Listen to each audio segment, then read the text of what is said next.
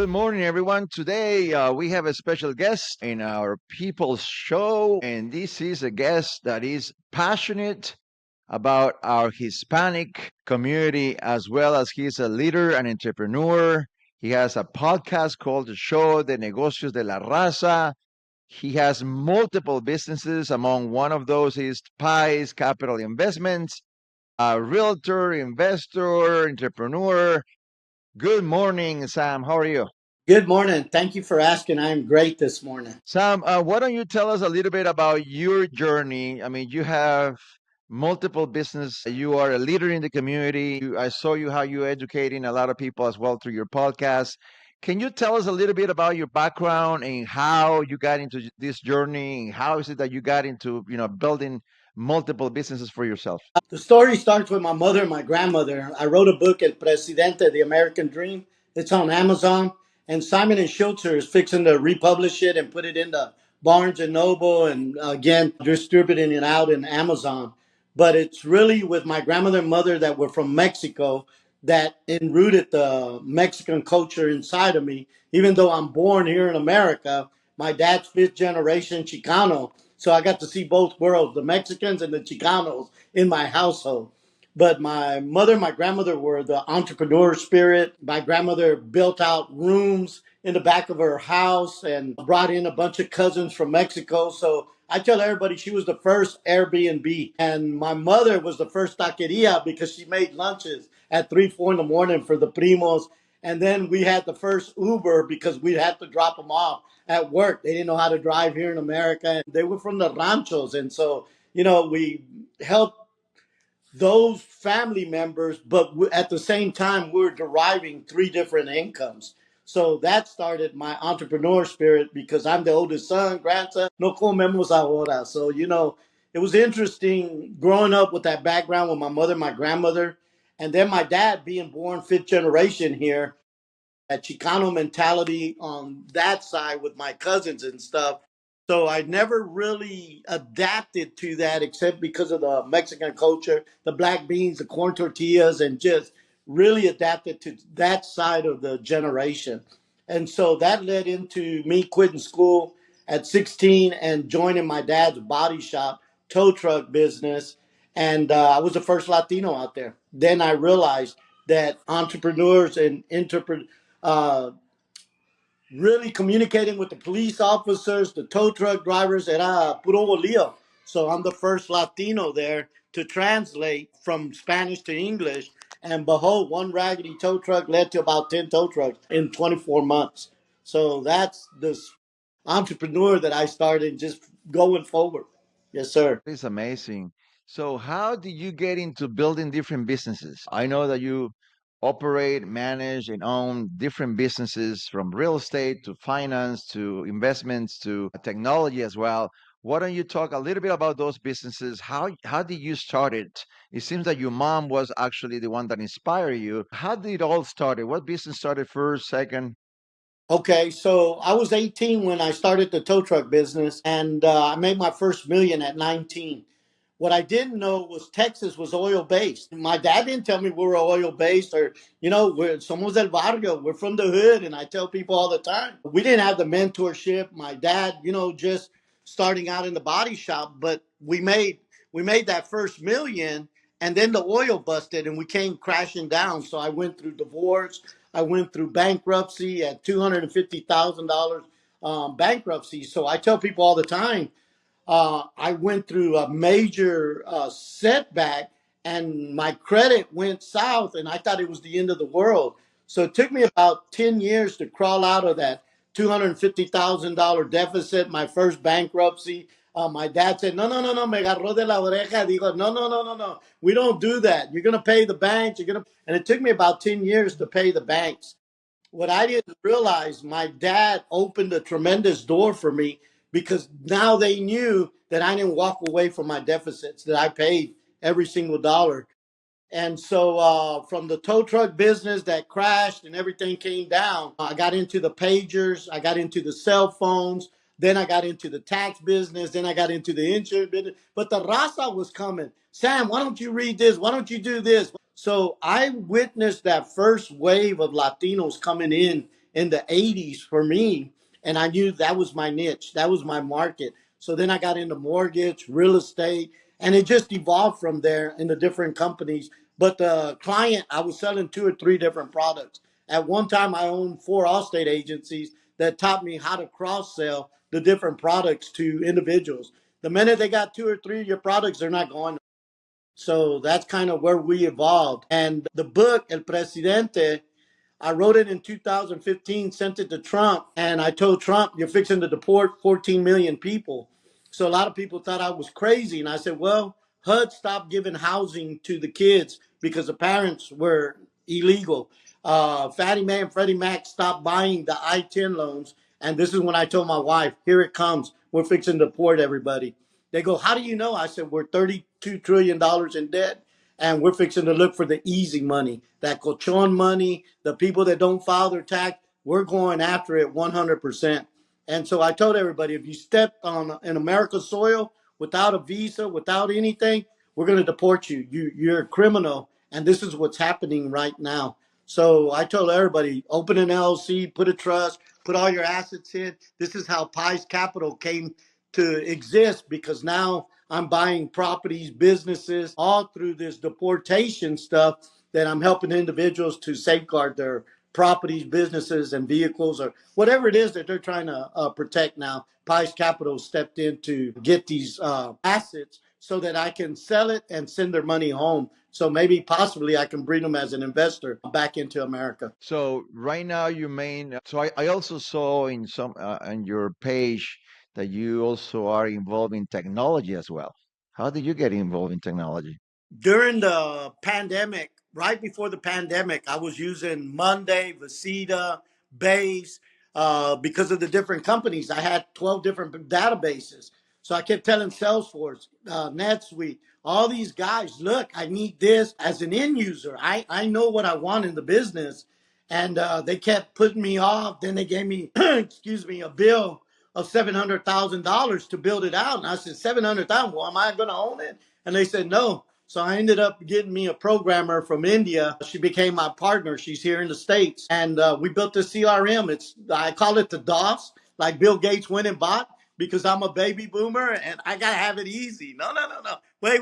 I don't need all this. I need it easy. So I built a very easy program to profile the individual, the business. But inside of it, because I'm a sales guy, I put a sales point at from zip code. I'm a real estate broker. So the minute I put your zip code in, the MLS pulls all those houses for sale or rent in that area. Because I got your W-2 and the 1099 in the tax business, I can pre-qualify you for a loan. And so this is what evolved in the system, and it's still evolving. I think in 60 days, we added 6,090 clients to the system with no advertising, no marketing, just telling people, look, the system's ready. And this is where we're at right now with the technology.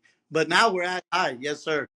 And is that CRM for free, or I is it gave it that does it for have a cost? free to everybody. And I told them in 6 months, I'll come back and maybe it'll be $100 a month, unlimited users, because that's not where I make my money. My money's made in the different divisions that I got.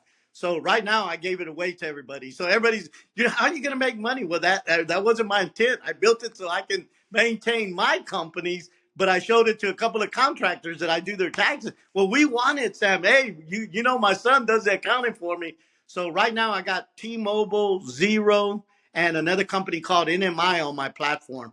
And so, you know, T-Mobile, when they seen it, the engineers came, we need to be on your platform. I said, okay, let's do it. So that kind of stirred up the pot and made the software that much more valuable. That is impressive. That's good. I mean, I think that you're bringing you're attracting users, and potentially you can start making another business as well. Now, I mean, is you started out with a trucking company, then you move into real estate and taxes. I'm sorry, all state. You still have all of the all state insurance companies? No, they wouldn't allow me to open them up the way I was opening them up with partners. And I was putting in the money, and Allstate said, no, you can't do that, Sam. What do you mean I can't?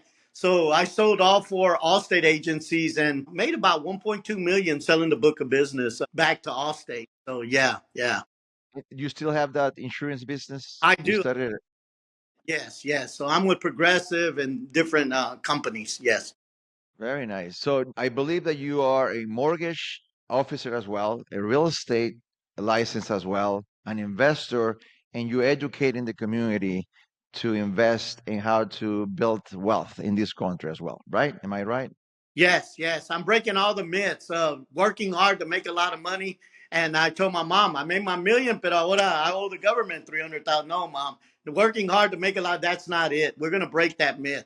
And so, So let's talk about taxes. I saw some of your podcasts, and you talk about taxes. And what is the one of the main? I mean, if you would give one advice, because obviously there's always that saying that entrepreneurs and self-employees, and especially people that have companies and businesses, they have a lot of ways to be able to deduct and to be able to pay less taxes. What would you say to someone out there, the typical Hispanic hardworking person or any hardworking person out there? What would you say about taxes? What is your main advice that you give them today? get out of being a DBA. Worst way to work in America is to be a DBA, paying self employment tax when you can avert legally not paying self employment tax by using an LLC or a corporation. Open your LLC or corporation. I believe that you are based out of Houston, Texas, right, Sam? I am. Yes, sir. So being an entrepreneur and opening up an LLC requires some, obviously, at least some knowledge what to do. Is that one of your services as well? Yes, yes. We do a lot of audit representation with the IRS and we walk people.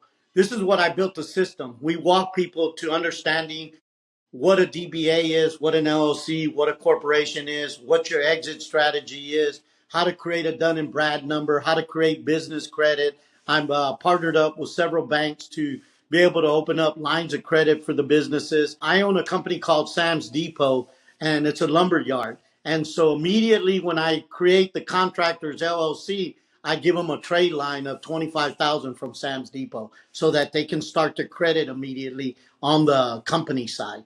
So I didn't know all these things and I had to learn all this stuff. My second book, I See Our Hope, details a lot more about being an entrepreneur, self employed, and a business owner. There is totally different. I thought a business owner was everything under self employment. It's not. It's different lingos, different topics.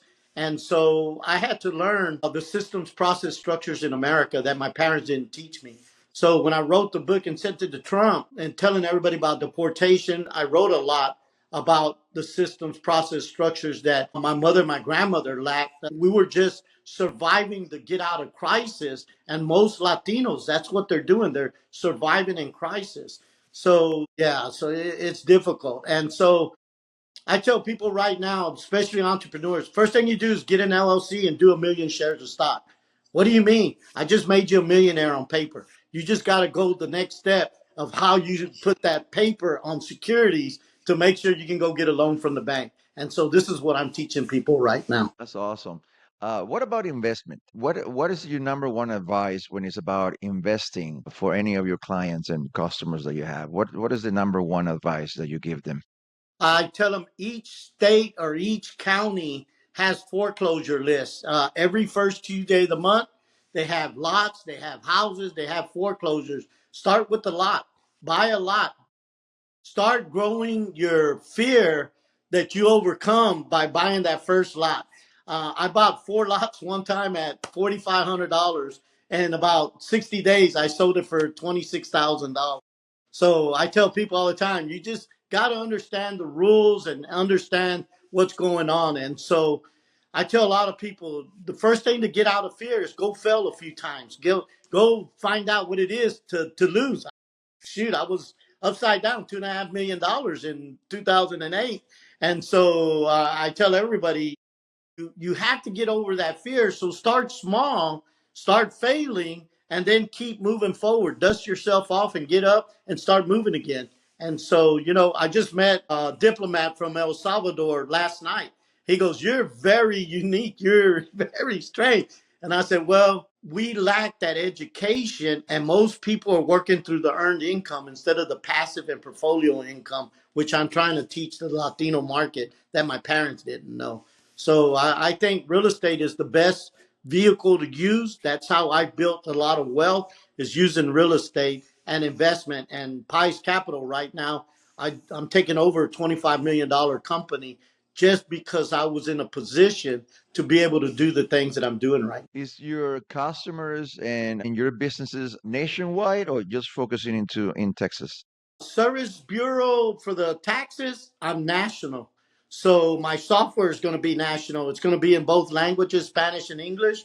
And so I'm now a national company, though a lot of people, I got a lot of customers in Florida, New Jersey, Oklahoma. So I'm going wherever the Latinos at, and that's what I'm doing right now. And so I tell a lot of people just yesterday, the life insurance companies, they were asking me, well, you're losing out on the, no, I only want 62 million Latinos in America. That's all I want. Because you guys keep proof of concept. Well, I've been Latino for 61 years. That's my proof of concept. And you're telling me you don't want to market or spend any money in my company or my ideas. Well, I'm good. You're the one that wants the Latino market. So it works for me. It might not work for you. So that's kind of where I'm at in life right now. I got my own shareholders, my own board of directors, which are my kids. And so I took the labor off my kid's forehead and I said, no, your business card says shareholder, board of directors. So when they see my kids' business cards, they said board of directors, shareholder. That's what the book El Presidente was all about. Nice, very nice. So your family is involved in the business. Tell us about your family right now. Tell us about how are you running business as a family? It's not easy to run a business with a family.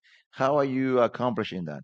Difícil. It's the hardest thing that anybody can do is work for family because, you know, Yes. that some of them might not go to college and you make them an accountant or you make them, that's what we do as parents, their kids, they make them accountants or they make them the legal structure or whatever it is in the company. So it's been a long journey, 44 years in business. And since I'm the oldest, my brothers followed me. So I got a little brother that runs Sam's Depot. And so he runs that operation. I learned to get out of the way and allow the systems and the processes now to run the companies. Before it was a lot of gut instinct. Now it's by key indicators, business intelligence, and just really running the processes and the systems in the company that made it a lot easier for me dealing with family members. And, we have our meetings once a month. And so those are my board of directors and the shareholders that I made in the companies. So how many kids you have? I have three sons and two daughters. They're all involved? They're all involved as shareholders, and I send them a check once a month.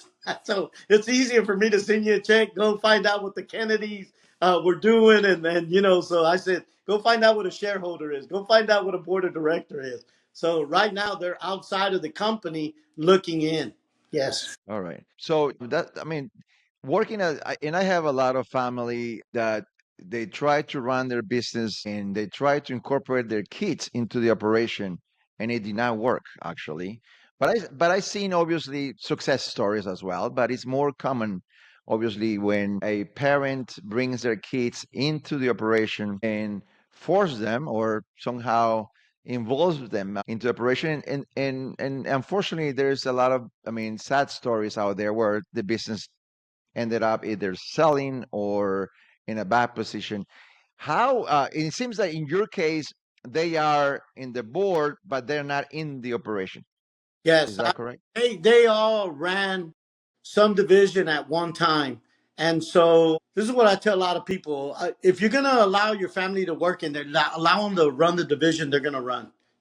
Be more of a mentor, a teacher than the boss, than telling them. Let them have their failures. Let them have their setbacks. And understand, uh, I had a gentleman, good friend of mine. He goes, man, you spend a lot of money just to prove your family wrong. No, no, no. I'm not trying to prove them wrong. I'm allowing them to make their mistakes and get back from the jaws of defeat like I did. And I let them face their obstacles. Okay, what would you do? What do you think? How do you think about this? What classes are you taking? What seminar? What books are you reading right now? And I can tell you. Show me your friends and I'll tell you who you are. So, I've involved a lot of those things that my mother and my grandmother, they allowed me to lead after 16, 17 that I got into businesses. They allowed me to lead, but they allowed me to make my mistakes and fail. And my grandmother was a lot of inspiration for me. No, mijito, mira, I let you do it this way, but maybe this would have been a better way. And so I took that to heart there, and that's why I wrote the book El Presidente. She's the one that told me, "Tu vas a ser presidente one day," and I said, "Of America, Grandma, you think I can?" And so I became president. So it's she's gone now since 2005. My mom, I buried her in 2020, but I always reflect back to those lessons that they taught me that I thought they were insane. But then I started really digesting their lives, and a lot of they were just surviving. They were just fixing the crisis for all the siblings. There was 10 siblings, and all of them had 6 kids. So now all of a sudden we got 60 grandkids. And so they learn to survive. But I think is allowing individuals to make their decisions and fail and regroup and really be a mentor and show them that it's not easy. Yeah. It's not easy, Sam, and you've done a lot of incredible things throughout your life, and it seems that you are a great father and mentor to your family as well.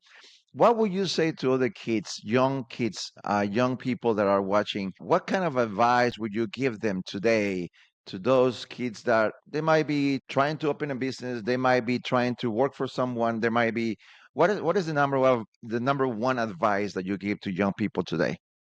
I would definitely, if they're going to open up a business, they need to read books that are business, and they need to understand the American system. It's not Mexico, Honduras, Venezuela. This is the American system. And so I tell a lot of people, you have to learn Robert Kiyosaki, Rich Dad Poor Dad. He's got 20 something books. Everybody say, "Well, I read the one book." No, no, no. Read Financial IQ, read the four quadrants, read what the system is all about, because he really breaks down and explains the system here in the United States. And so I had to start breaking myths that my parents passed down. They were myths. And so I had to figure out, and my daughter this morning, talking to her, "Dad, I just love the way you say, in my opinion." So there's no argument because it's just an opinion. But facts are dropping an item and it falls to the floor. That's gravity. That's a fact. But everybody just has an opinion. The facts are inside of you of what you can really do. So I would test, try, fail, and just get out there. And failure is part of the process. That's part of success.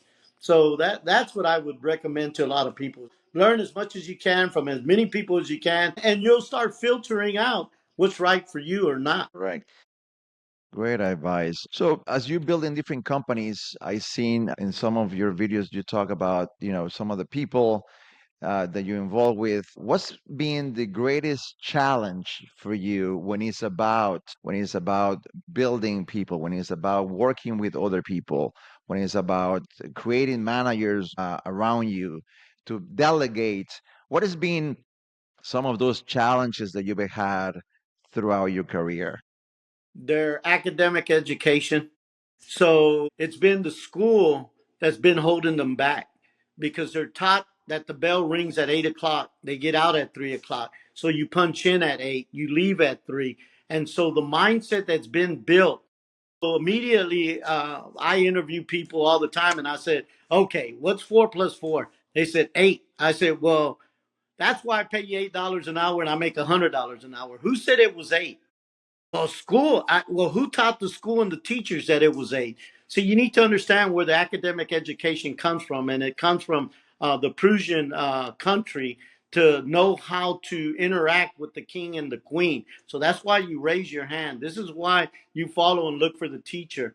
So I tell a lot of the students, "Okay, the teacher just showed up," and that's me showing them. I've said, "The teacher, see, you guys are waiting on the teacher to show up when you're really the teacher. You know your talents, you know your strengths, and you go out there and try it." So I think the school system has been the most difficult thing to overcome. I quit school in the 10th grade. So I went there, but I've read 800 business books. I tell people I've educated myself from Ray Kroc, McDonald's, Sam Walton, Walmart, just you name it. I've read it. J.P. Morgan, Rockefeller, Vanderbilt, and so the Siemens from Europe. So I tell people all the time, you have to read and you have to get around people that had some battles, but now they're at war because you got to win some battles before you can go to war. I went to war right away and failure right Yes, away.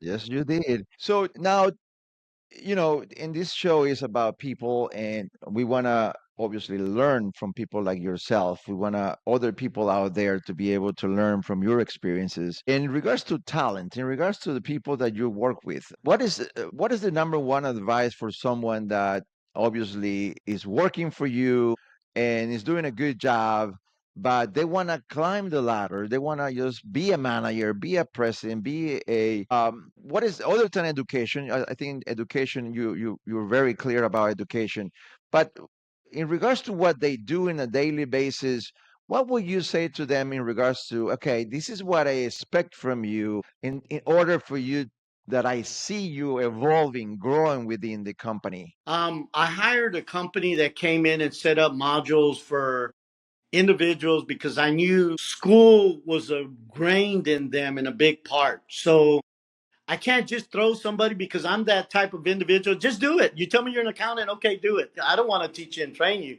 So I had to get this guy Moses come in with his company, Creative Net, to come in and set up these modules that look, if you take this module and you get here and get your license, then you get a raise. And so the school system taught this, right?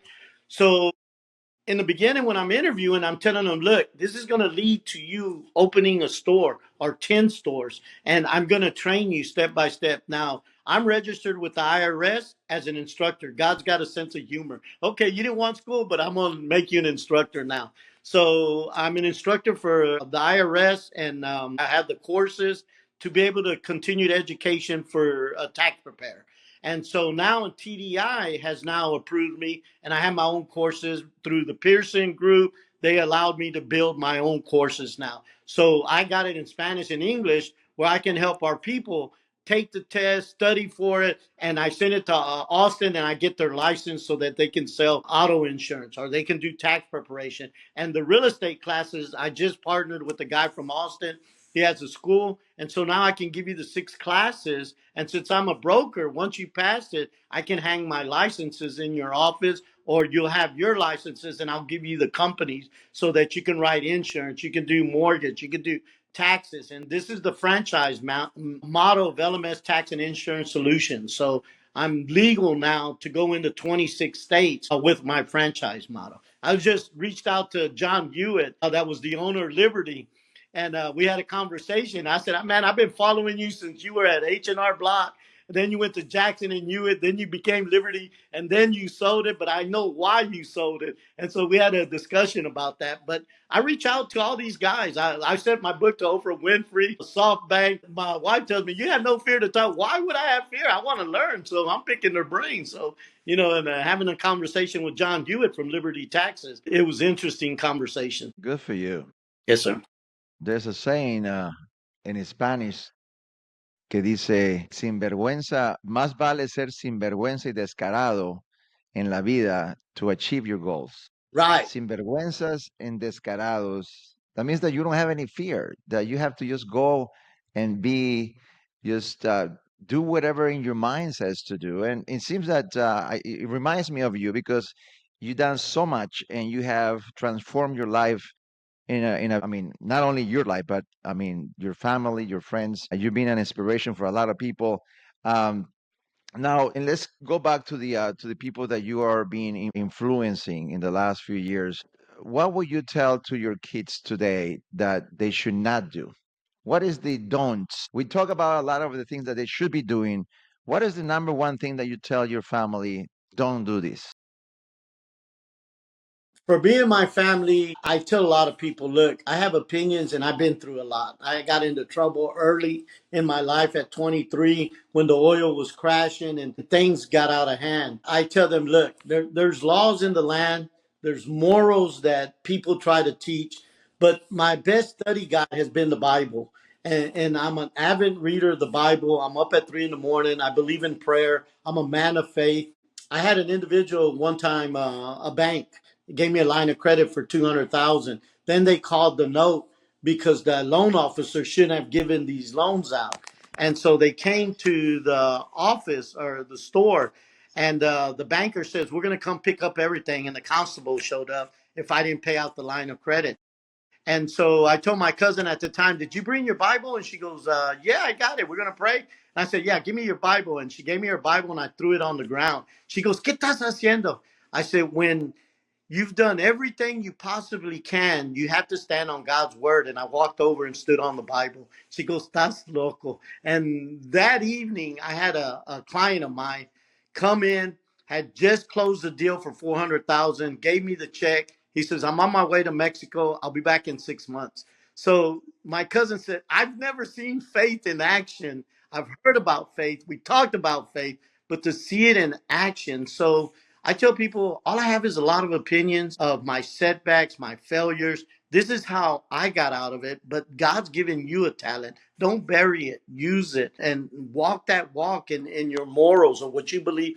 Because I tell a lot of people there's no right or wrong, it's what you believe. I'm not going to tell you you're right or wrong. I'm just going to say what's right for me, but you'll figure out what's right or wrong for you because of the results that you get at the end of that trial or whatever you're doing. But you'll get the result, and it might not be what you want. Yes. Don't ever lose faith. Last question, because we're running out of time. Yes, sir. What is your ideal partner? My ideal partner, somebody that'll question me at everything that I'm telling them to do. I think that's ideal because now they get me to think, am I telling them right? Is this right for that individual? And so I like individuals who question me, that want to help build the systems, the processes. I tell a lot of people, do you like pizza? They say, well, what do you mean? I said, because Facebook hired a lot of pizza eaters and there was no compensation. They were just looking to build a game, build something, and Facebook was it. And they started, well, you're going to pay us with pizza? No, I'm just saying, let's have a good time at what we're doing right now. And that's kind of the thinking that I got behind that. Very good. Very good.